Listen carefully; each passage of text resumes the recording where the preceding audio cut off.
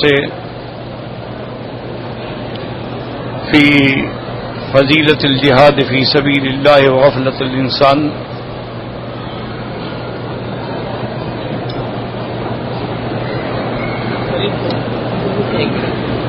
ساتھ لگانا پڑے ساتھ لگانے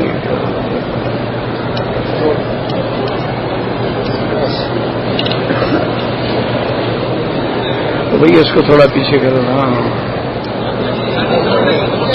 ٹوٹ جائے گا نا. یہ زور لگا رہے ہیں بس آپ کام نہیں ہوتے طریقے سے تھوڑا اوپر کرو.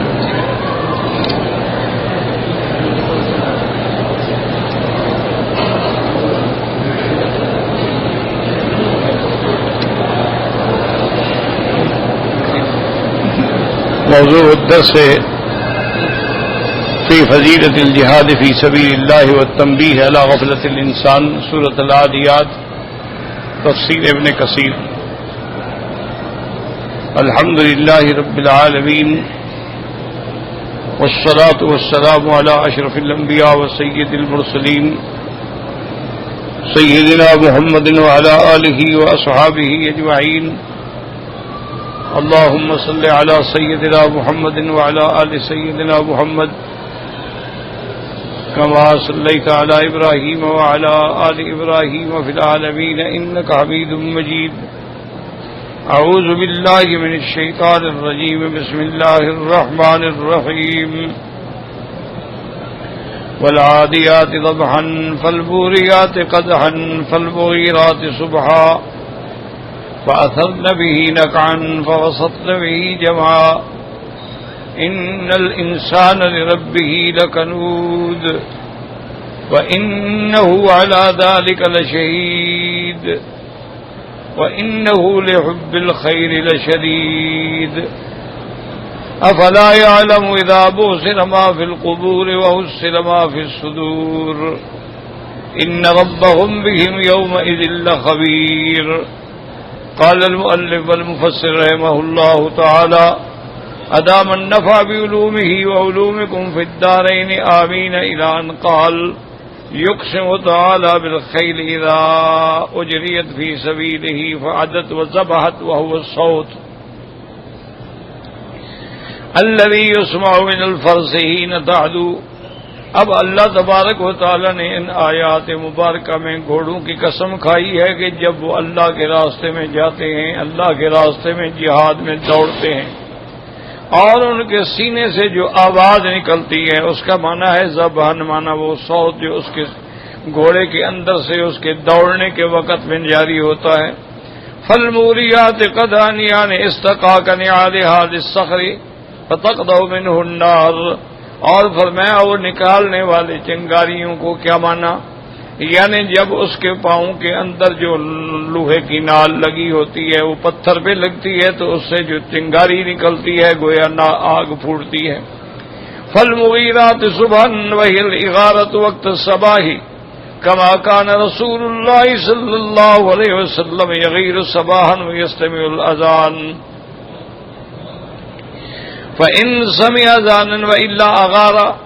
اور صبح کے وقت دشمنوں پہ حملہ کرنے والے، جیسے کہ حدیث مبارک میں ہے کہ میرے آقا رحمت دو عالم صلی اللہ علیہ وسلم صبح کے وقت میں دشمن پہ حملہ شب خون مارتے تھے، لیکن انتظار فرماتے تھے یستمع الاذان. اگر اذان کی آواز آ جاتی تو پھر حضور پاک حملہ نہیں فرماتے تھے. وقوله تبارک و تعالی فأصبن به نقعا یعنی غبارا فی مکان معترک الخیول. اور جب وہ گھوڑے دوڑتے ہیں اور اپنے پیچھے جو غبار چھوڑتے ہیں، جو مٹی اڑتی ہے، اس کی بھی اللہ تبارک و تعالی بتلا رہے ہیں. فوسطن به جمعا ای توسطن ذلک المکان کلہن جمعا. اور پھر ان کا دشمن کے جتھوں کے اندر، دشمن کی جماعتوں کے اندر گھس جانا جو ہے ان گھوڑوں کا. قال ابن ابي حاتم حدثنا ابو سعيد الاشج قال حدثنا عبدة عن الاعمش عن ابراهيم عن عبد الله والعاديات ضبحا قال الابل. وہ فرماتے ہیں کہ عادیات ضبحا سے مراد اونٹ ہیں. وقال علی رضی اللہ تعالی عنہ الابل. حضرت علی رضی اللہ تعالیٰ عنہ بھی فرماتے ہیں کہ اس سے مراد جو ہے وہ اونٹ ہے. وقال ابن عباس رضی اللہ تعالیٰ عنہ الخیل. حضرت ابن عباس فرماتے ہیں کہ نہیں، اس میں اللہ تبارک و تعالیٰ نے گھوڑوں کی قسم کھائی ہے، یہاں سے مراد اونٹ نہیں ہے. فبلغ علی قول ابن عباس. حضرت علی رضی اللہ تعالیٰ عنہ کو حضرت ابن عباس کی بات پہنچی. فقال ما كانت لنا خير يوم بدر. انہوں نے فرمایا کہ جب بدر کی جنگ ہوئی تھی تو ہمارے پاس تو کوئی گھوڑے بھی نہیں تھے، صرف 2 گھوڑے تھے، ایک مقداد کا اور ایک زبیر کا رضوان اللہ علیہم، اور تو کوئی گھوڑا بھی نہیں تھا، تو اس سے مراد اونٹ ہیں. قال ابن عباس انما كان ذلك في سریۃ بعثت. حضرت ابن عباس رضی اللہ عنہ نے فرمایا کہ اس سے مراد جنگ بدر نہیں ہے، بلکہ بعد میں کسی سرایہ میں جب حضور پاک نے اپنی فوجیں بھیجی جنگ کے لیے، جہاد کے لیے، تو اس کے بارے میں یہ اللہ نے ذکر فرمایا ہے. قال ابن ابي حاتم وابن جرير وحدثنا يونس قال اخبرنا ابن وهب قال اخبرني ابو صخر نبي معاويه البجلي عن سعيد بن جبير ان ابن عباس حدثه قال بين انا في الحجر جالسا جاءني رجل فسألني العاديات ذبحا. حضرت سعید بن جبیر حضرت ابن عباس سے ذکر فرماتے ہیں کہ میں ہجر میں یعنی حتیم کے اندر بیٹھا تھا، ایک آدمی نے آ کے مجھ سے پوچھا کہ والعادیات ذبحا، اس سے کیا مراد ہے، اللہ نے کس چیز کی قسم کھائی ہے؟ فقلت له الخيل حين تغير في سبيل الله. اللہ نے ان گھوڑوں کی قسم کھائی ہے جو اللہ کے راستے میں جہاد کے لیے دوڑتے ہیں. ثم تأوي إلى الليل فيصنعون طعامهم ويرون نارهم. اور پھر واپس رات کو جب واپس آ جاتے ہیں، واپس آنے کے بعد پھر آگ جلائی جاتی ہے، پھر کھانا پکایا جاتا ہے، پھر طعام پکایا جاتا ہے مجاہدین کے لیے. اس کو اللہ نے ذکر فرمایا ہے. فانفضل عني وذهب إلى علي رضی اللہ تعالیٰ عنہ. وہ آدمی فرماتے ہیں کہ مجھ سے جانے کے بعد سیدھا حضرت علی رضی اللہ تعالیٰ عنہ کی خدمت میں پہنچا. وَهُوَ عِندَ سِقَايَةِ زَمْزَمْ. وہ وہاں بیٹھے تھے جہاں سے آ کے لوگ زمزم کا پانی پیتے تھے. فَسَأَلَهُ عَنِ الْعَادِيَاتِ ذَبْحًا قَالَ سَأَلْتُ عَنْهَا عَادًا قَبْلَ. وہ فرماتے ہیں کہ میں نے حضرت علی سے پوچھا کہ والعادیات ذبحًا سے کیا مراد ہے. انہوں نے فرمایا کہ کیا تم نے مجھ سے پہلے بھی کسی سے سوال کیا ہے؟ قال نعم. ان کا کہ ہاں. سألت ابن عباس، میں نے حضرت ابن عباس سے پوچھا ہے. تو قال الخیل. وہ فرماتے ہیں کہ اللہ نے ان گھوڑوں کی قسم کھائی ہے حين تغير في سبيل الله، جب وہ اللہ کے راستے میں جہاد کرنے کے لیے گھوڑے دوڑتے ہیں، اس کا ذکر ہے. قال اذهب فدعوني. انہوں نے فرمایا کہ جاؤ حضرت ابن عباس کو میرے پاس بلا کے لے آؤ. فلما وقف على راسه قال اطفت الناس بما لا علم لك. حضرت علی نے فرمایا حضرت ابن عباس نے تم لوگوں کو فتویٰ دیتے ہو ایسی بات کا جس کا تم کو علم نہیں ہے. واللہ لئن كان اول غزوة في الاسلام بدر. سب سے پہلا غزوہ جو اسلام میں ہوا ہے وہ غزوہ بدر ہے. وما كان معنا الا فرسان. اور غزوہ بدر کے موقع پر مسلمانوں کے پاس صرف 2 گھوڑے تھے. فرسن للزبیر ورسن للمقداد. ایک حضرت زبیر کے پاس گھوڑا تھا اور ایک حضرت مقداد کے پاس گھوڑا تھا. اس کے علاوہ تو گھوڑے ہی نہیں تھے ہمارے پاس. فَكَيْفَ تَكُونُ الْعَادِيَاتُ ذَبْحًا. اور یہ تو جمع کیسے گیا؟ وَالْعَادِيَاتُ گھوڑے. إِنَّمَا الْعَادِيَاتُ ذَبْحًا مِنْ عَرَفَةَ إِلَى الْمُزْدَلِفَةِ وَمِنَ الْمُزْدَلِفَةِ إِلَى مِنَى. حضرت علی نے فرمایا کہ عادیات سے مراد جو ہے وہ اونٹ ہیں. جب وہ عرفات سے چلتے ہیں مزدلفہ کے لیے اور مزدلفہ سے جاتے ہیں مینا کے لیے تو ان کے تیز تیز چلنے سے وہ آواز پیدا ہوتی ہے. قال ابن عباس ونزعت القول ورجعت الذي قال علي رضي الله تعالى عنه. حضرت ابن عباس نے فرمایا کہ ٹھیک ہے میں اپنے قول سے رجوع کر لیتا ہوں. وبهذا الاسناد عن ابن عباس قال قال علي انما العاديات ذبحا من عرفة الى المزدلفة فاذا ابوا الى المزدلفة اولوا النيران. انہوں نے فرمایا کہ یہ ان اونٹوں کا ذکر ہے کہ جو عرفات سے مزدلفہ کی طرف آتے ہیں اور جب وہ مزدلفہ سے پہنچتے ہیں تو وہاں آ کے پھر وہ آگ جلاتے ہیں اپنے کھانے شانے کے طعام کے لیے. تو ایک بات کو یاد رکھیں اور سمجھنے کی کوشش کریں کہ اختلاف تو صحابہ کے زمانے میں بھی ہوتا تھا، تابعین کے زمانے میں بھی ہوتا تھا، مجتہدین کے درمیان میں بھی اختلاف ہوتا تھا، لیکن نفسانیت نہیں تھی. ایک مسئلے میں اختلاف ہو گیا بس، کوئی لڑائی نہیں، کوئی ایک دوسرے کے خلاف گلا نہیں، کوئی ایک دوسرے کے خلاف فتویٰ بازی نہیں. ایک اختلاف ہو گیا، اس کے بعد جو تسلی ہو گئی اپنی بات کو چھوڑ دیا، اس کی بات ہو گئی. یہ جو ہمارے یہاں مسئلہ ہو گیا ہے نا، اللہ معاف کرے کہ ہر آدمی اپنی ضد پہ قائم ہے. وہ جھوٹا ہے، جانتا ہے میں جھوٹا ہوں، لیکن ضد ہے، اور اسی کو اس نے دین بنا لیا ہے. حالانکہ وہ جانتا ہے کہ بھائی یہ دین نہیں ہے، حضور پاک نے نہیں فرمایا، صحابہ نے نہیں فرمایا، اجماع نہیں ہے، قیاس نہیں ہے، لیکن ضد ہے. اور اگر اس کے خلاف کوئی دوسرا بات کرے تو فوراً کہے گا چھوڑو جی، وہ جاہل ہے، وہ کافر ہے، وہ گمراہ ہے، اس کو کیا پتا دین کا. یہ وہ وجہ ہے کہ آج گھر گھر میں، مسجد مسجد میں، مدرسے مدرسے میں اختلاف کی ایک لہر اٹھی ہوئی ہے کہ ایک ہی مسجد میں مؤذن ہے اور امام ہے. ایک کو مؤذن سے پوچھو تو امام کا گلہ کرتا ہے، امام سے پوچھو مؤذن کا گلہ کرتا ہے.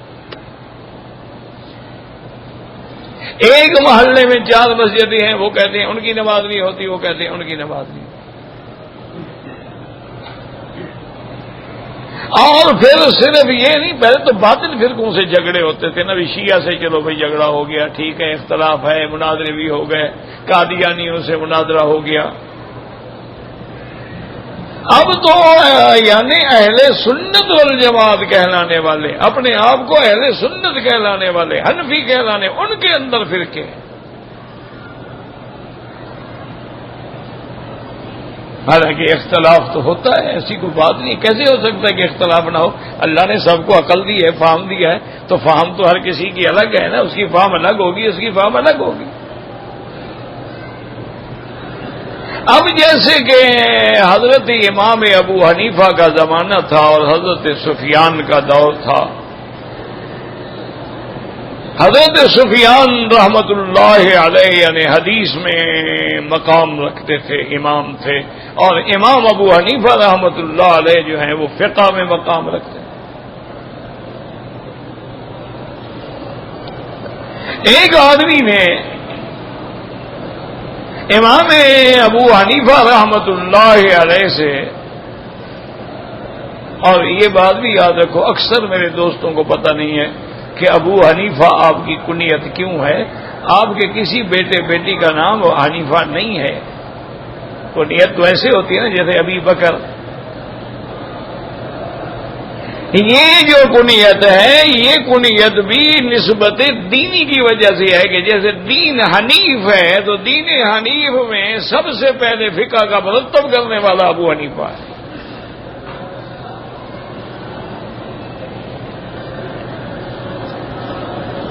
اس نے آ کے مسئلہ پوچھا، اس نے کہا کہ حضرت میں نے قسم کھائی تھی کہ واللہ لا آکل اللحم، مجھے اللہ کی قسم ہے میں گوشت نہیں کھاؤں گا. قسم کھا بیٹھا انسان ہے. میں نے آج مچھلی دیکھی بازار میں، شوق ہو گیا، لے آیا، پکائی، کھا بیٹھا تو میری قسم ٹوٹ گئی یا میری قسم باقی ہے؟ آپ نے فرمایا کوئی تیری قسم نہیں ٹوٹی، کوئی نہیں، کوئی جرمانہ ٹھیک کیا، کوئی بات نہیں. اس بندے کو خلجان ہو گیا. پہلے لوگ ڈرتے تھے نا بھی کوئی غلطی نہ ہو جائے، میں کوئی غلط قسم نہ کھا بیٹھوں، قسم ٹوٹ گئی ہو، کفارہ میرے ذمے ہو، میں ادا نہ کروں، پریشان ہوتے تھے. وہ سیدھا حضرت سفیان رضی رحمت اللہ علیہ کی خدمت میں گیا.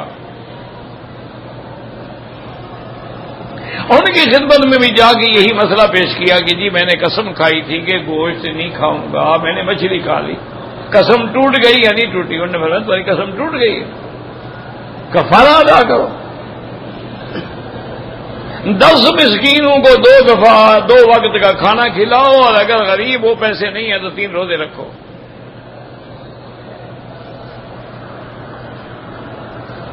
اور نے کہا کہ حضرت ناراض نہ ہوں، یہ مسئلہ میں نے ابو حنیفہ سے بھی پوچھا ہے، وہ فرماتے ہیں تمہاری قسم نہیں ٹوٹی۔ حضرت سفیان کو غصہ آ گیا، کہنے لگے اچھا ابو حنیفہ کی اتنی جرأت ہو گئی ہے کہ وہ اللہ کے قرآن کو بھی نہیں مانتا۔ اللہ نے قرآن میں مچھلی کے بارے میں فرمایا کہ تاکلون منہ لحما طریا، کہ تم دریا سے تازہ گوشت نکال کے کھاتے ہو میری رحمت سے، تو اللہ نے مچھلی کو لحم کہا ہے، تمہاری قسم بھی تھی کہ میں لحم نہیں کھاؤں گا، تو قسم ٹوٹ گئی تمہاری۔ ابو حنیفہ قرآن کی مخالفت کرتا ہے۔ وہ بندہ پھر آ گیا، اس نے کہا حضرت میں تو مصیبت میں آ گیا ہوں، اب آگے آدمی بھی بڑے ہیں، کوئی عام مولوی تو نہیں ہے نا، ایک فقہ کا امام ہے، ایک حدیث کا امام ہے۔ انہوں نے کہا حضرت وہ فرماتے ہیں قسم ٹوٹ گئی، قرآن کہتا ہے مچھلی کو لحم، ابو حنیفہ اب قرآن کو بھی نہیں مانتا۔ آپ نے فرمایا ایسا کرو ٹھنڈے ہو جاؤ، کوئی کفارہ شفارہ نہ بھرنا، 2-3 دن کے بعد میرے پاس آنا، ابھی امام صاحب غصے میں، ابھی نہ جاؤ ان کے پاس۔ وہ 2-3 دن کے بعد پھر بیچارہ آ گیا۔ اس نے کہا کہ تمہیں دیکھیں گے تو وہ سمجھ جائیں گے، ایک طالب میرا ساتھ لے جاؤ۔ اس نے کہا تم حضرت سے مسئلہ پوچھنا کہ حضرت میں نے قسم کھائی ہے کہ لا انام علی الفراش، کہ خدا کی قسم میں فراش یعنی بستر پہ نہیں سوؤں گا۔ پھر میں مٹی پہ سو گیا، پتھر پہ سو گیا، زمین پہ سو گیا، میری قسم ٹوٹ گئی کہ نہیں ٹوٹی؟ تو حضرت سفیان بن عیینہ فرمائیں گے کہ نہیں ٹوٹی، تمہاری قسم تھی فراش کی کہ بستر پہ نہیں سوؤں گا، تم تو مٹی پہ سوئے ہو۔ تو جب وہ یہ کہیں تو کہنا حضرت قرآن میں تو اللہ نے زمین کو فراش کہا ہے، الذی جعل لکم الارض فراشا، کہ اللہ نے فرمایا میں نے زمین تمہارے لیے بچھونا بنایا ہے، تو آپ قرآن کو بھی نہیں مانتے۔ اب وہ بندہ آیا، سوال کیا، حضرت نے کہا قسم نہیں ٹوٹی، اس نے فوراً آیت پڑھی الذی جعل لکم الارض فراشا۔ تو حضرت نے غور کیا اور فرمایا رحمت اللہ علی ابی حنیفہ، ابو حنیفہ اللہ تیری قبر پہ رحمت کرے، تیری زندگی پہ رحمت کرے۔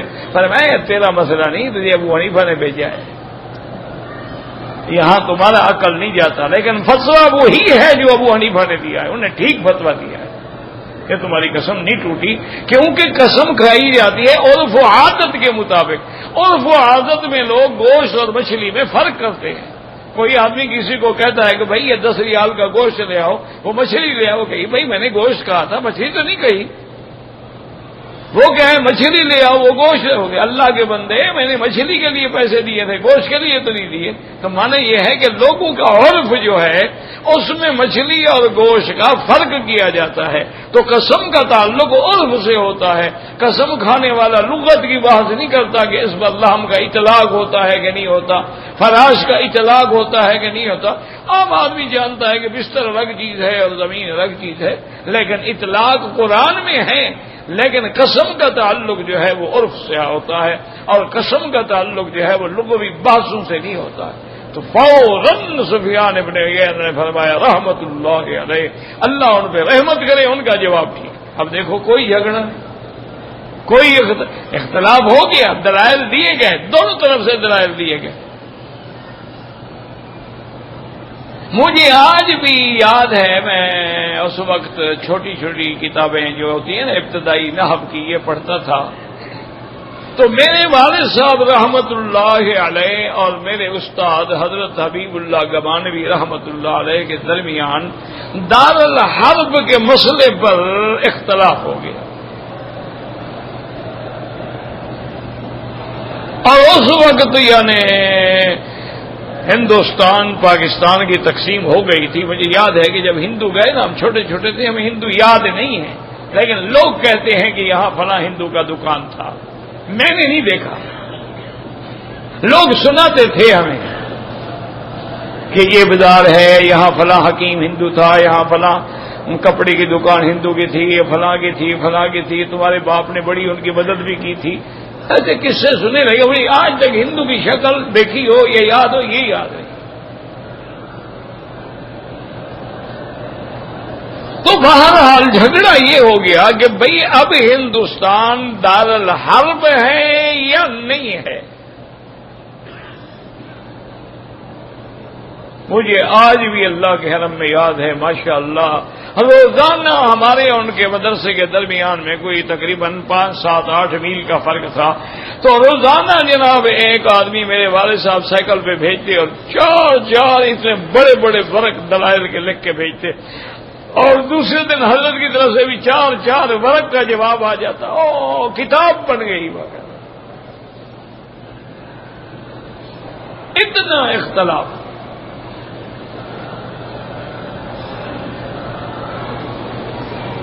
ہمارے کسی علاقے میں حضرت گمانوی کو جانا تھا تو مدرسے نے جب کو انہوں نے کہا بھی چلو حضرت کو ملتے ہیں، والد صاحب کو ملنے ہیں، والد صاحب کھڑے ہو گئے، ایک دوسرے کو سینے لگایا اور بیٹھے ہیں اور ایسے باتیں کر رہے ہیں ان کے درمیان کبھی کوئی اختلاف تھا ہی نہیں. تو بعد میں کسی پوچھا کہ حضرت روز تو اتنے کاغذ لکھتے ہیں. انہوں نے کہا اللہ کے بندے مسئلے پر اختلاف الگ بات ہے، میرا بھائی ہے، میرے پاس چل کے آیا ہے، میں اس کا احترام نہیں کروں گا. کوئی معلوم ہو جھگڑے ہوئے. تو اس لیے ہمیشہ یاد رکھیں. اب دیکھیں سیدنا علی رضی اللہ تعالیٰ عنہ کوئی چھوٹا آدمی نہیں ہے. رابع الخلفاء، داماد محمد مصطفیٰ امن نبی صلی اللہ علیہ وسلم، حضور کے چاچے کا بیٹا ہے، حضور کی بیٹی کا شوہر ہے، اور خلیفہ رابع ہے، قریش میں سے ہے، حضور کے زیر تربیت ہے، بچوں میں سب سے پہلے اسلام لانے والا ہے اور سب سے بڑا بہادر ہے. لیکن اختلاف ہو گیا مسئلے میں. اور پھر آپ دیکھیں گے انشاءاللہ کہ جمہور نے حضرت ابن عباس کا ساتھ دیا لیکن حضرت علی کا ساتھ نہیں دیا. تو کوئی بات نہیں، یہ علمی اختلاف ہو. اب جیسے دیکھو ایک آدمی مغرب کی اذان کے بعد 2 رکعت پڑھتے ہیں، بعض روایات میں یہ ہے کہ فلاں صحابہ نے یہ پڑھی ہے، موجود ہیں آثار میں، لیکن ساتھ یہ بھی موجود ہے کہ حضور پاک نے خود کبھی نہیں پڑھی. ابو بکر عمر عثمان علی نے کبھی نہیں پڑھی رضوان اللہ علیہم اجمعین. تو جب یہ مسئلہ مفتی کفایت اللہ رحمت اللہ علیہ کے سامنے رکھا گیا، انہوں نے فرمایا بھائی حضور سے تو ثابت نہیں ہے لیکن بعض صحابہ سے پڑھنا ثابت ہے، جو پڑھے اس پہ اعتراض نہ کیا کرو اور جو نہ پڑھے کوئی بات نہیں، ٹھیک ہے، اس نے ٹھیک کیا.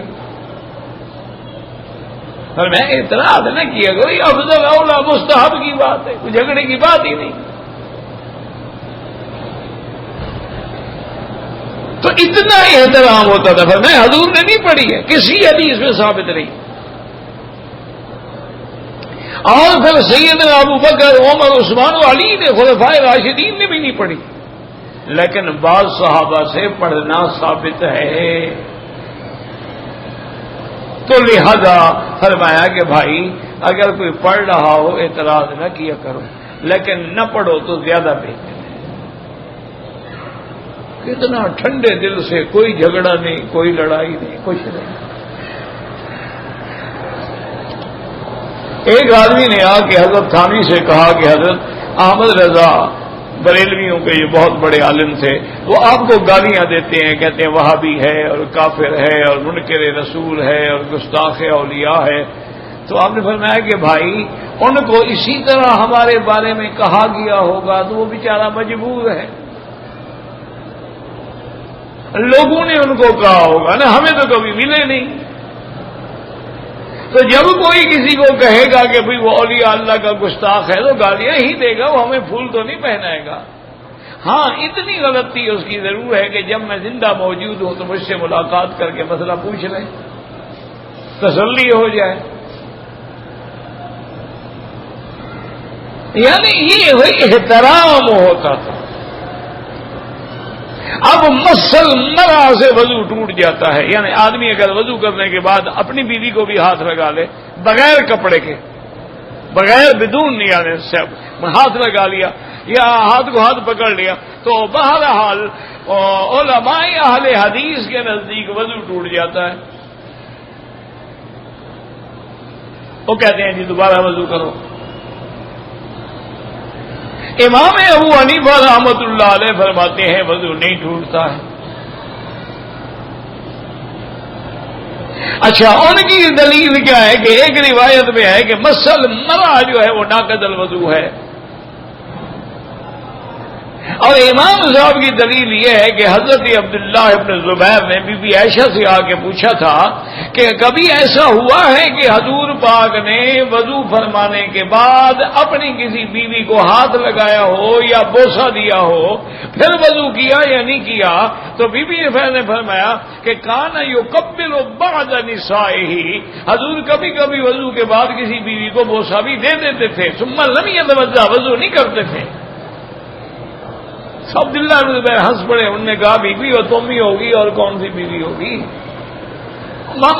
ماموں تھے نا، ماسی خالہ تھی نا آپ کی، رشتہ تھا نا، ماں بیٹے تھے، تو مسئلہ نکل آیا ابھی وضو نہیں ہے۔ اب میرے اپنے والد صاحب رحمت اللہ علیہ کا میں آپ کو عمل بتاؤں کہ ہمارے اس علاقے میں شہر میں صرف ایک اہل حدیث عالم ہوتے تھے، مولوی رحمت اللہ مہاجر سے، اللہ اس کی قبر پہ رحمت کرے، فوت ہو گئے۔ ایک آدمی تھا سارے علاقے میں، ہزاروں کی آبادی میں ایک آدمی۔ اچھا، والد صاحب جب وضو کرتے نا جی تو عام رواج ہوتا ہے، چوکیاں بنی ہوتی تھی، چوکی پہ بیٹھ گئے، اسے وضو کیا اور پگڑی چارپائی پر رکھ دی، اس کے پائے پہ رکھ دی۔ میری والدہ پگڑی اٹھا، پگڑی نہ اٹھانا، میں خود اٹھا لوں گا، میرے پیچھے ایک اہل حدیث آدمی نماز پڑھتا ہے، اس کی نماز تو خراب نہ ہونا، اس کے نزدیک تو وضو ٹوٹ جاتا ہے، پھر میری اس کی تو نماز ہی نہ ہوئی نا بیچارے کی، تو پھر میں کیوں نہ احتیاط کر لوں؟ کوئی ضروری ہے کہ مجھے تم اٹھا کے تو پگڑی میں خود اٹھا لوں گا؟ یعنی ایک آدمی کی بھی رعایت تھی، پھر جھگڑا کیسے ہو؟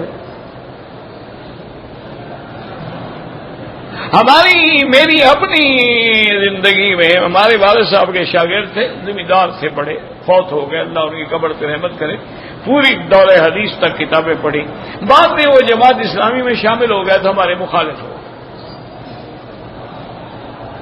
خیر اللہ کی شان ہے، گزارا ہوتا رہا۔ انہوں نے اعلان کیا ہے کہ عید کے، حالانکہ ہمارے اس علاقے میں اور کوئی عید نہیں ہوتی تھی، صرف ایک ہی عید کا اجتماع تھا جس میں والد صاحب نماز پڑھاتے تھے، ان کے بعد میں پڑھاتا،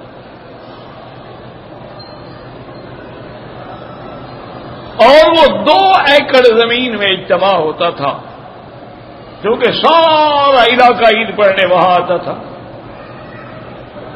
انہوں نے اعلان کیا کہ جی اس دفعہ ہم عید جو ہے اپنی علیحدہ پڑھیں گے۔ اختلاف ہو گیا تھا نا، وہ بیچارے جماعت اسلامی میں چلے گئے، ہمارے ساتھ مخالفت شروع ہو گئی۔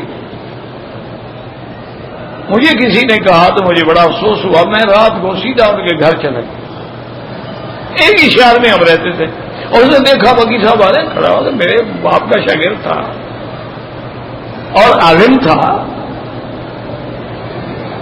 ملے اور فوراً نوکر سے کہا بھی جلدی سے حضرت چائے پیئیں گے؟ کیا پیئیں گے؟ انہوں نے کہا جو مرضی ہے پلا دو، آپ کے گھر میں بیٹھے چائے پلاؤ، ٹھنڈا پلاؤ، کچھ کرو۔ حضرت آپ نے تکلیف کی، مجھے بلا لیتے ہیں۔ میں نے کہا مجھے پتہ لگا ہے کہ تم عید کی جماعت الگ کرنا چاہتے ہیں۔ کہا جی ہاں ہم علیحدہ پڑھنا چاہتے ہیں، چونکہ اب آپ سے ہمارا تھوڑا سا اختلاف ہو گیا ہے، تو جب طبیعت میں اختلاف آ جائے تو جس امام سے اختلاف ہو گئے اس کے پیچھے نماز پڑھنا جو ہے وہ مناسب تو نہیں ہوتا۔ میں نے کہا حضرت یہ اتنی سی بات پہ آپ پریشان ہو گئے؟ کہنے لگے کیا بتا؟ میں نے کہا جناب جب عید کا اجتماع ہوگا نا تو تقریر میں کر دوں گا، عید آپ پڑھا دیجیے گا، آپ پر مجھے تو کوئی اعتراض نہیں ہے، آپ کو امام پر اعتراض ہے نا، تو میں امام نہیں بنوں گا، آپ امام بن جائیں، میں آپ کے پیچھے نماز پڑھوں گا۔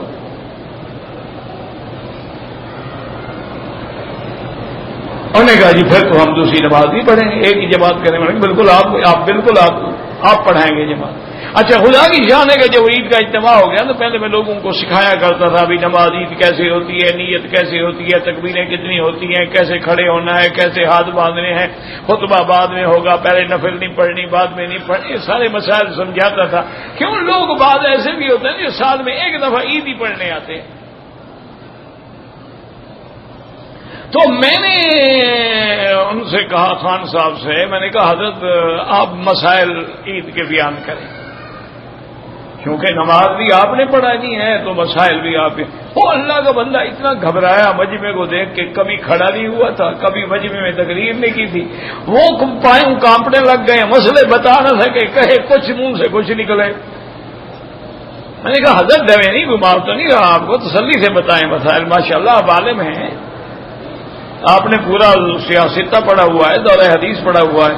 حضرت مجھے مسائل یاد نہیں رہے، بھول گئے ہیں، مسئلے آپ بتائیں۔ میں نے کہا ٹھیک، جب نماز کا وقت ہے، میں نے کہا بھی خان صاحب نماز میں، انہوں نے کہا نہیں میں نہیں نماز پڑھا سکتا، ایسا نہ ہو میں نماز میں بھی غلطی کر جاؤں، آپ نماز پڑھائیں۔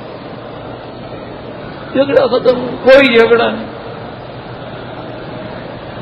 اس لیے دعا کرو کہ اللہ حضور کی امت میں یہ جو جھگڑے چل پڑے ہیں، فتنے چل پڑے ہیں، یہ ختم ہو جائیں، اللہ تبارک و تعالی رحمت فرمائے۔ اب دیکھیں حضرت علی اور حضرت ابن عباس جیسے آدمی کے درمیان میں اختلاف ہے، لیکن کوئی جھگڑا نہیں۔ وقد قال يقول علي ان الابل جماعت منه ابراہیم و عبید بن عمیر، حضرت ابراہیم اور حضرت عبید بن عمیر بھی وہی فرماتے ہیں جو حضرت علی فرماتے تھے۔ وقال يقول ابن عباس آخر من مجاہد و اکرمۃ و عطا و قتادہ و الضحاک، حضرت مجاہد، حضرت اکرمہ، حضرت عطا، حضرت قتادہ، حضرت ضحاک فرماتے ہیں کہ اس سے مراد گھوڑے ہیں۔ واختارہ ابن جریر، اور ابن جریر رحمۃ اللہ علیہ نے بھی اسی قول کو اختیار فرمایا ہے کہ گھوڑے مراد ہیں۔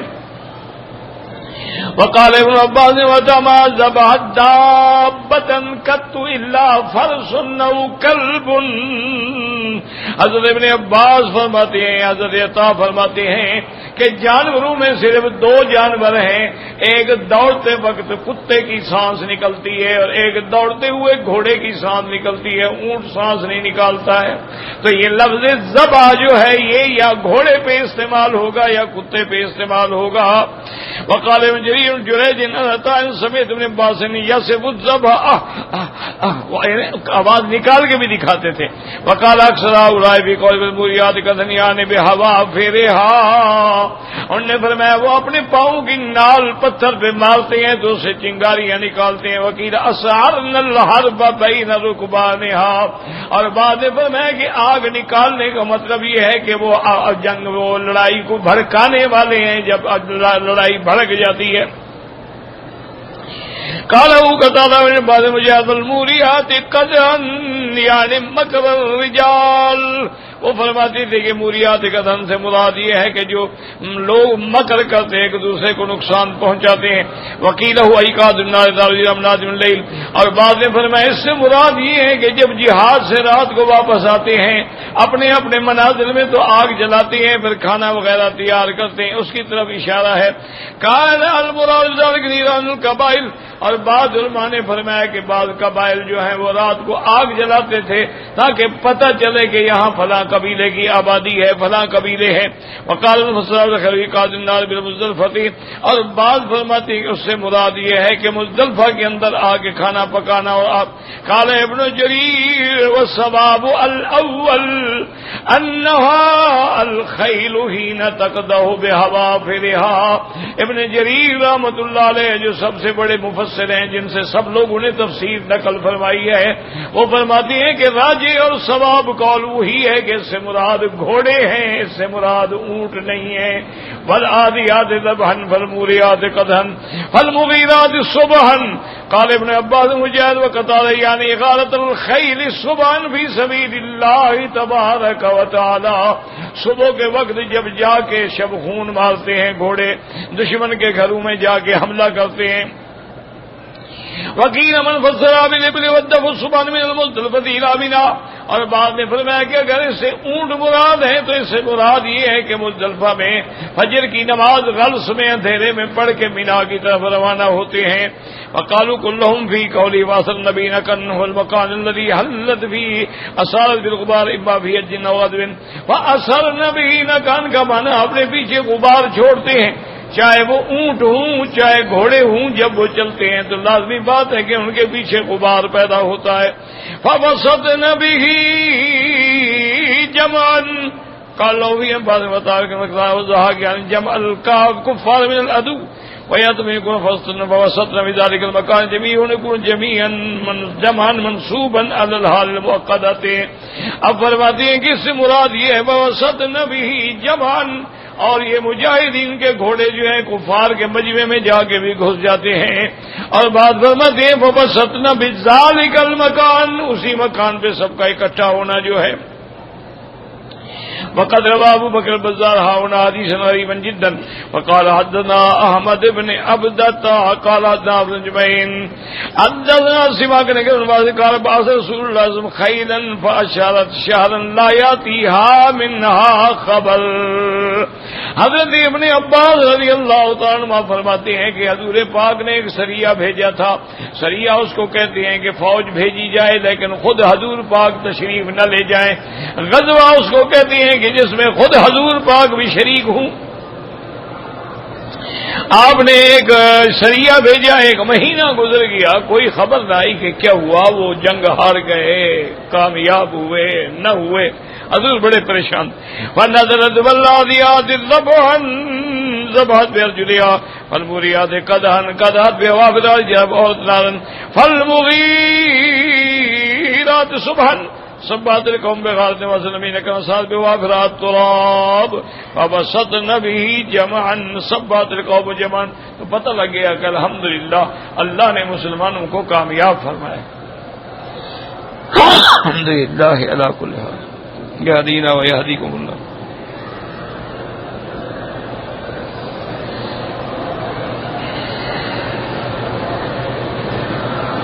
وقوله تبارک و تعالی ان الانسان لربه لکنود, یہ جواب قسم ہے. هذا هو المقسم علیہ بمعنى انه بالنعم ربه لکفور جہود. لیکن انسان جو ہے اپنے رب کی نعمتوں کا انکار کرنے والا ہے. اللہ نے ایسی ایسی نعمتیں دی ہیں. ایک جانور اپنے مالک کے لیے جان لڑا دیتا ہے اور انسان اپنے اللہ کی نعمتوں کا ناشکر ہے. اس لیے اس کے بعد فرماتی ہے قال ابن بعد مجاہد و ابراہیم النخعی و الجوزاء والآل والضحى وسعید بن جبیر محمد بن قیس والضحاک وحسن وقتادہ والربیع بن انس وابن زید. الکنود معنی الکفور, اللہ کی نعمتوں کا انکار کرنے والا. قال الحسن الکنود والذی يعد المصائب وینسی نعم اللہ علیہ. انہوں نے فرمایا کنود اس کو کہتے ہیں کہ جو مصیبتیں تو یاد رکھتے ہیں, جی مجھ پہ یہ مشکل آ گئی, یہ مشکل آئی, یہ مشکل ہے, لیکن اللہ کی نعمتیں بھول جاتا ہے, ان کو کبھی نہیں گنتا کہ اللہ نے مجھے یہ راحت بھی تو دی ہے, یہ آرام بھی تو دیا ہے. اسی لیے حضور پاک نے فرمایا تھا بی بی عائشہ سے کہ بی بی عائشہ اپنے سے نیچے والے پر نظر رکھا کرو, اپنے سے اوپر والے کو نہ دیکھا کرو. کیا معنی ہے؟ مثلا آپ پیدل جا رہے ہیں تو کار والے پر نظر نہ ڈالو, ورنہ نہ شکری ہوگی. آج دیکھو وہ بھی بندہ ہے, اس کے پاس کار ہے, دیکھو میں پیدل, اس پر نظر ڈالو جس کی ٹانگیں ہی نہیں ہیں, تاکہ پھر اللہ کا شکر ادا کرو. یار شکر ہے کار نہیں ملی تو ٹانگیں تو ہیں. اس سے تو میں بہتر ہوں نا جو ویل چیئر پہ ہے یا گھسٹ رہا ہے یا بیچارہ چلنے کی طاقت نہیں رکھتا ہے. اس لیے دولت میں ان پر نظر نہ ڈالو جو دولت میں کھیل, ان کو دیکھو جن کو ایک وقت کی روٹی بھی نہیں ملتی, جو بیچارے بھوک مٹانے کے لیے اپنے گردے بیچنے کے لیے تیار ہیں, اپنے لڑکے لڑکیاں بیچنے کے لیے تیار بیٹھے, ان پہ نظر ڈالو. تمہارے پاس نعمت ہے, کھانا ہے, رحمت ہے, ایئر کنڈیشن میں سوتے ہو, فریج کا پانی پیتے ہو, اللہ کی اتنی بڑی نعمتیں ہیں. سب سے بڑی نعمت تو اس کا اللہ کا کعبہ ہے اور مدینہ منورہ ہے کہ جب دل کرتا ہے کعبے میں آ جاتے ہو, نمازیں پڑھتے ہو, مدینہ پاک چلے جاتے ہو, صلاۃ و سلام عرض کرتے ہو. اس سے بڑی کیا نعمت ہے؟ پھر بھی آدمی ناشکر ہو. اس سے تو پھر بڑا ناشکرا کوئی ہوتا ہی نہیں. اس لیے فرماتے ہیں الکنود والکفور.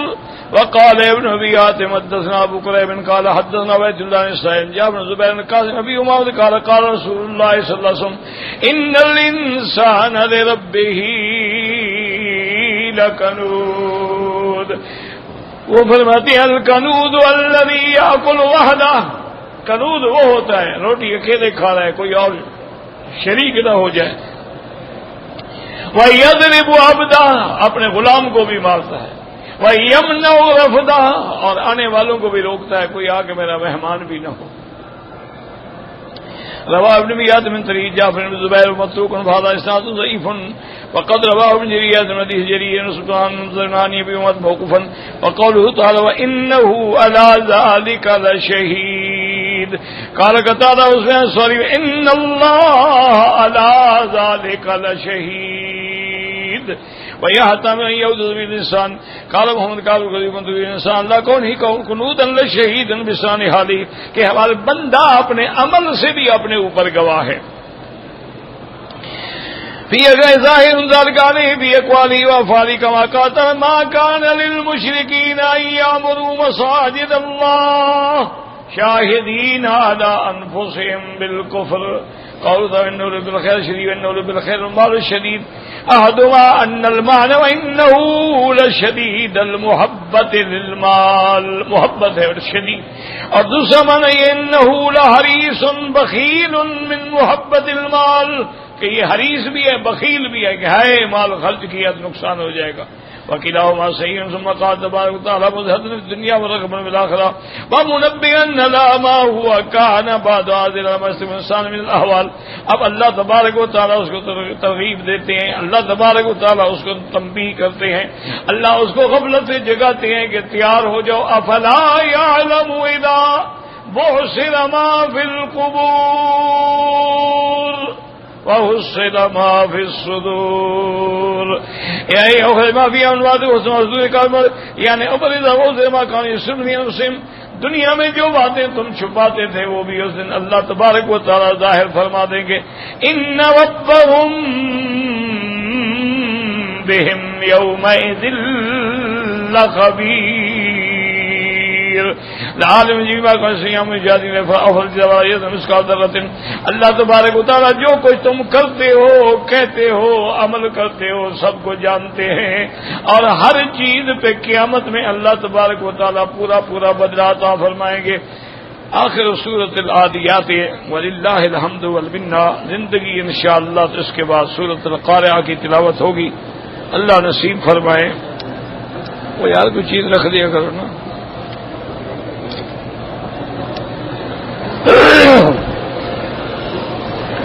یہ بھی ایک مصیبت بن گئی ہر وقت پکڑو سامنے رکھو دعا کرو اللہ ان کو ہدایت عطا فرما دے کہ جو ذمہ دار ہیں اللہ قادر ہیں ان کو ہدایت دیں اور اگر کوئی ان کے دلوں کے اندر غصہ ہے اس کو دور فرمائیں. یعنی ایک عام آدمی بھی سمجھ سکتا ہے بھی اگر ہلکا بڑا ہے تو اس کا آواز زیادہ ہونی چاہیے تھوڑا ہے تو تھوڑی ہونی چاہیے. یہاں الٹا کام. انا للہ و انا الیہ راجعون ولا نقول الا لا حول ولا قوت الا باللہ العلی العظیم. بہرحال ہمارے گناہ ہوں گے. کالا خطاب لگانا ہی حرام ہے تو سنت کیا مانا؟ کالا خطاب لگانا شریعت میں بالکل منع ہے. حتیٰ کہ یہ بھی آیا ہے کہ فرعون لگاتا تھا. لیکن بعض علماء نے یاد رکھو اختلاف ایسے نہ کیا کرو. بعض علماء نے اس کو جائز بھی کہا ہے تو حسین لگاتے تھے حضرت حسن رضی اللہ تعالیٰ عنہ لگاتے تھے. تو اس لیے علماء نے فقہاء نے بحث کی ہے کہ بھئی اگر کوئی آدمی مجاہد فی سبیل اللہ ہے جہاد کر رہا ہے تو وہ لگا سکتا ہے تاکہ دشمن سمجھے کہ یہ جوان ہے ابھی یہ بوڑھا نہیں ہے. اسی طرح بعد فقہاء نے فرمایا کسی آدمی نے نئی شادی کی ہے بوڑھا آدمی ہے بال سفید ہیں لڑکی جوان ہے تو وہ بھی خطاب لگا سکتا ہے. کہ چلو اس کو اس کی سہیلیاں شرمندہ نہ کریں گے، تم نے ایک بوڑھے آدمی سے شادی کر لی ہے، تو بعض فقہا اس میں بھی اجازت دیتے ہیں اس عذر کی بنا۔ مسئلہ بہرحال یہی ہے جمہور امت کا کہ کالا خضاب لگانا منع ہے۔ البتہ صحیح حدیث ہے میرے مدنی پاک کی کہ جب خضاب لگانا ہو تو مہندی اور قطم اس کو ملا کے خضاب لگاؤ، اور وہ قطم جو ہے یہاں بڑے بڑے جو سٹور ہیں نا جو دوائیوں کے، ان پہ مل جاتا ہے، اس کو آدھا وہ ڈال دیں آدھا مہندی ڈال دیں تو بڑا خوبصورت رنگ پیدا ہوتا ہے۔ اور علماء فرماتے ہیں کہ وہ قطم جو ہے اصل میں نیل کے درخت کے پتے جو ہے نا ان کو خشک کیا جاتا ہے تو اس کو مہندی میں ملا دیتے ہیں، تو وہ نیلا ہے اور یہ سرخ ہے، بڑا خوبصورت رنگ نکل آتا ہے۔ اس کی تو حدیث میں خود حضور نے فرمایا کہ ایسا کیا کرو۔ باقی یہ ہے کہ مہندی لگائیں۔ اچھا، بعض لوگ جو ہیں مہندی میں کچھ ملا دیتے ہیں تو وہ اس کا رنگ جو ہے وہ یعنی سرخ نہیں ہوتا بلکہ براؤن ہو جاتا ہے، ڈارک براؤن ہو جاتا ہے، وہ بھی جائز ہے۔ افضل یہی ہے کہ کالا نہ لگائیں۔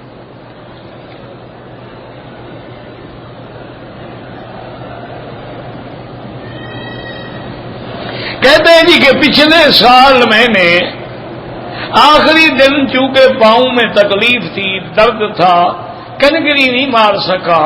ماشاءاللہ اتنا جلدی مسئلہ پوچھ رہے ہو یار، کوئی 2-3 سال اور بھی صبر کر کے پوچھ لیتے۔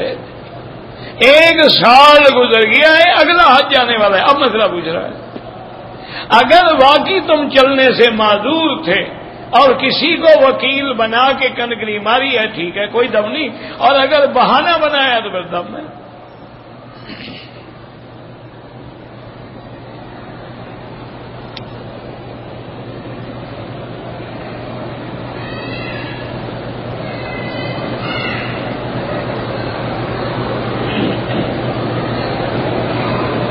اگر میں نے زمین رہن رکھا ہے مثلا 50,000 میں یا 5 لاکھ میں، اس نے فائدہ اٹھایا، فائدہ اٹھانا ناجائز ہے، وہ تو سود ہو گیا۔ زمین رہن کا معنی یہ ہوتا ہے کہ اگر وقت مقرر پر تم نے پیسہ ادا نہ کیا، اس کو حق ہوگا کہ تیری زمین بیچ کے اپنے پیسے لے لے۔ اگر زیادہ ہے باقی تمہیں واپس کرے، کم ہے تو تم سے مطالبہ کرے۔ اب یہ نہیں کہ 5 لاکھ آپ نے لیا ہے اور وہ زمین کاشت کر کے پھر وہ تو 5 لاکھ سے 5 سال میں 50 لاکھ کما لے گا، یہ تو سود کا بھی باپ ہو گیا نا، اس کے لیے ناجائز ہے، وہ نفع نہیں اٹھا سکتا، وہ منافع تمہارا ہے اس کا نہیں ہے۔ لہذا وہ ہر سال کی آمدنی کا حساب دیکھے، پھر دیکھے اس کے کوئی پیسے بچتے بھی ہیں۔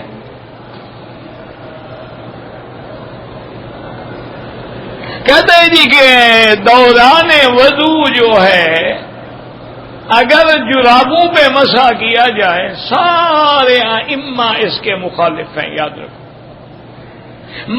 سوائے بعض حنابلہ رحمہم اللہ علیہم کے، وہ کہتے ہیں کہ لفظ جراب چونکہ آیا ہے لہذا ہر جراب پہ جائز ہے، ورنہ مسئلہ یہ ہے کہ مسح موضع پہ ہوتا ہے جو چمڑے کا ہو، مسح اس جراب پہ ہوتا ہے جو منعل ہو، جس کے نیچے پورا چمڑا لگا ہوا، یا اس پہ ہوتا ہے جو اتنی موٹی اور اتنی سخین ہے، اتنی موٹی ہے، مضبوط ہے، اس کو پہن کے تم 3 میل تک پیدل بھی چل سکتے ہو اور اس کے اندر پانی بھی اثر نہیں کرتا، اس پہ مسح کرنا جائز ہے۔ یہ نہیں کہ یہ نیلون کی اور ربڑ کی اور یہ جو کاٹن کی جرابیں تو ہاتھ لگاؤ تو پانی اندر چلا جاتا ہے، ان پہ نہیں ہوتا ہے۔ بہرحال بعض حنابلہ رحمت اللہ علیہم اس کے قائل ہیں، لیکن تمام ائمہ ثلاثہ جو ہیں وہ کہتے ہیں کہ نہیں، موضع پہ ہوتا۔ اور جراب حدیث میں ہے آمنا و صدقنا، لیکن حضور کے زمانے میں جراب کیا تھی، کس کو جراب کہا جاتا تھا؟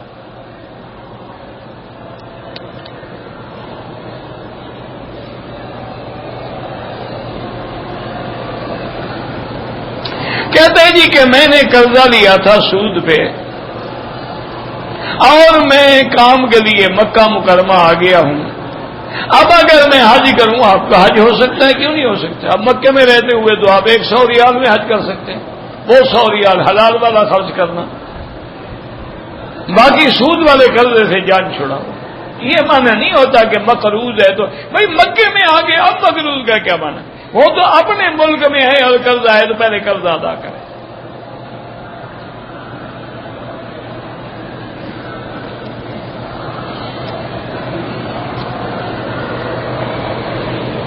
حاملہ ہوتے جو ہے سورت مریم پڑھنے کا کوئی حکم ہے؟ کوئی حکم نہیں، ویسے قرآن پڑھا کرے۔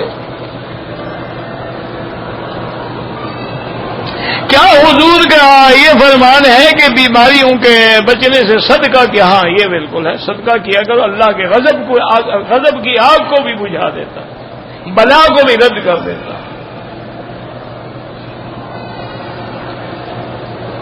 کوئی اور چیز دیکھا نا، چھوٹی سی چیزیں رکھی ہوئی ہے۔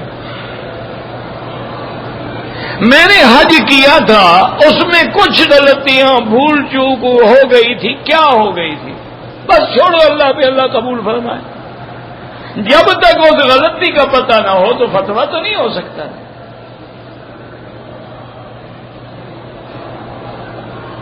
قربانی جو عید پر کرتے ہیں وہ ان لوگوں پر واجب ہے جو صاحب نصاب ہیں، یعنی جو زکوٰۃ دیتے ہیں، اتنا پیسہ ان کے پاس ہے، وہ قربانی کریں گے، اپنی بھی، بچوں کی بھی، سب کی۔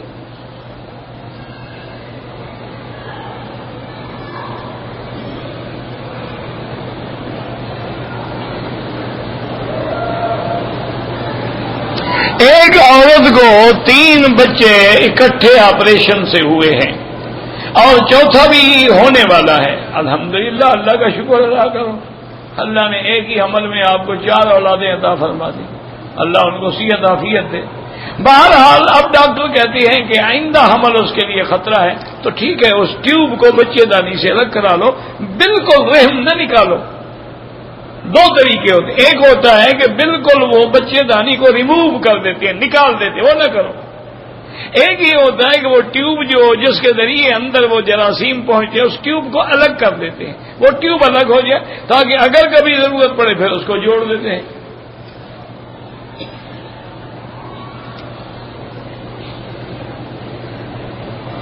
اللہ کے نبی تبلیغ تھے یا اہل حدیث تھے؟ آؤ جی، انا للہ و انا الیہ راجعون۔ انا للہ، حدیث کس کی ہوتی ہے؟ حضور کی بات تو حدیث ہے، وہ حدیث کیا مانا؟ اور تبلیغی اگر کہو تو بالکل اللہ نے بھیجے ہی تبلیغ کے لیے ہے کہ یا ایھا الرسول بلغ ما انزل الیک من ربک، تبلیغ کرو۔ تو اللہ کا نبی تو تبلیغ کا پابند تھا۔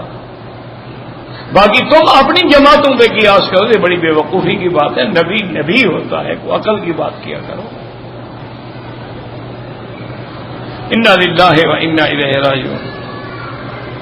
میرے ماں باپ کا انتقال ہو گیا ہے، میں ان کا حج بدل کر سکتا ہوں؟ بالکل، پہلے اپنا حج کرو پھر ان کا حج کراؤ۔ ہاں کسی دوسرے آدمی کو خرچہ دے کے ان کے لیے حج کراؤ، وہ بھی جائز ہے۔ بہتر یہ ہے کہ تم پہلے اپنا حج کر لو، پھر والد کے لیے کرو، پھر والدہ کے لیے کرو، یا اگر تم اسی دفعہ کرانا چاہتے ہو تو یہاں لوگ مل جاتے ہیں، ان کو خرچہ دے دو، حج بدل کر دیں گے۔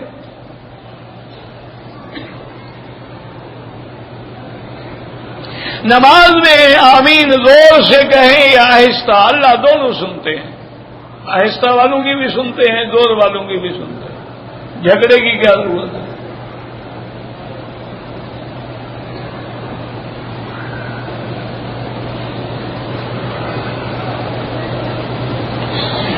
ویسے بھی مسئلہ جو ہے نا وہ سوچا کرو، اللہ سے دعا بھی کرو، اللہ جھگڑے ختم کرے۔ اچھا، اب دن میں کتنی نمازیں ہیں؟ مثلاً ظہر، عصر، یہ جو ہیں یہ سری نمازیں ہیں، ٹھیک ہے، اس میں تو کوئی زور سے آمین نہیں کہتا، 2 نمازیں تو گئی نا، اس میں تو ایسا آمین کہو گے نا۔ اب بچی 3 نمازیں، 3 نمازوں میں بھی مثلاً فجر کی نماز میں 2 رکعت، اس میں کہیں گے آپ، مغرب میں 3 ہے، 2 میں کہیں گے، 1 میں 2 آپ بھی خاموش رہیں گے، عشاء میں 4 ہے، 2 میں کہیں گے، 2 میں 2 آپ بھی خاموش رہیں گے، تو دونوں چیزیں تو آ گئی، زور والی بھی آ گئی، خاموش ہونے والی بھی آ گئی، جھگڑا کس بات کا ہے؟ اگر بالکل یعنی آہستہ والی اللہ نے منع کی ہے تو ان نمازوں کا پھر کیا ہوگا جن میں زور سے آپ بھی نہیں کہتے؟ تو معنی یہ ہوا کہ لڑائی جھگڑا نہ کرو، جو جہر کرتے ہیں الحمدللہ، جو آہستہ کہتے ہیں وہ الحمدللہ۔ ابو حنیفہ رحمۃ اللہ علیہ فرماتے ہیں کہ آمین دعا ہے، آمین کا معنی ہے اللہم استجب، اللہ ہماری دعا قبول فرما۔ تو دعا کا فلسفہ قرآن نے یہ بتلایا ہے کہ دعا آہستہ مانگو، ادعوا ربکم تضرعا وخفیۃ۔ باقی جو دور سے کہتے ہیں ان پہ اعتراض نہ کیا کرو۔ حضور پاک نے 8 رکعت تہجد پڑھی ہے، تراویح 20 رکعت۔ یہ 1400 سال گزر گئے ہیں، ابھی تک مسئلہ حل نہیں ہوا۔ تو اگر نہیں ہوا تو مولوی مکی کیا کرنے کا؟ تم 8 پڑھتے ہو، پڑھتے رہو، جو 20 پڑھتے ہیں پڑھتے رہیں، جتنا گڑ ڈالو گے اتنا ہی میٹھا ہوگا۔ حدیث میں 8 بھی ہیں، حدیث میں 11 بھی ہیں، حدیث میں 13 بھی ہیں، حدیث میں 20 بھی ہیں۔ جو 20 پڑھے گا ساری حدیثوں میں عمل ہو جائے گا، جو 8 پڑھے گا باقی ساری حدیثیں رہ جائیں گی۔ باقی تمہاری مرضی ہے، تم 8 پڑھو، تم 20 پڑھو، اس میں کیا لڑائی ہے؟ کبھی صحابہ نے بھی لڑائی کی ہے، مناظرے کیے ہیں کہ جی 20 ہیں یا 8 ہیں۔ رفع یدین کرتے ہیں ٹھیک ہے، جو نہیں کرتے وہ بھی ٹھیک ہے، ان کے بعد بھی حدیث ہے عبداللہ بن مسعود کی۔ کوئی لڑائی نہیں، کوئی جھگڑا نہیں، کوئی سر پٹاول نہیں۔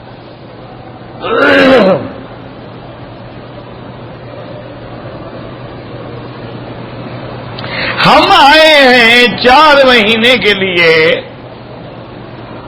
خدمت حجاج کے لیے، یعنی خدام حجاج بن کے آئے۔ عید کے بعد ہم مدینہ منورہ بھی گئے، عمرہ بھی کیا ہے، ٹھیک ہے، کوئی بات نہیں۔ لیکن اگر آپ عید سے پہلے مکے میں آ گئے تھے تو لہذا آپ مکے والوں کے حکم میں ہیں، اور اگر آپ نے عید کے بعد عمرہ کیا ہے لیکن پہلے یہاں نہیں رہتے تھے تو پھر آپ ایک حج کے تمتع کی بکری دے دینا، حج تمتع ہو جائے گا، ورنہ کوئی بکری نہیں۔ مزید عمرے حج کے دنوں میں، ابھی ان مہینوں میں نہ کرو، حج کے بعد کر لینا انشاءاللہ۔ واللہ اعلم۔ ربنا تقبل منا انك انت السميع العليم وتب علينا انك انت التواب الرحيم۔ یا حی یا قیوم یا ذا الجلال والاکرام، یا ذا الجلال والاکرام، یا ذا الجلال والاکرام۔ اللهم اجعل لنا وللمسلمين من كل هم فرجا ومن كل ضيق ومخرجا۔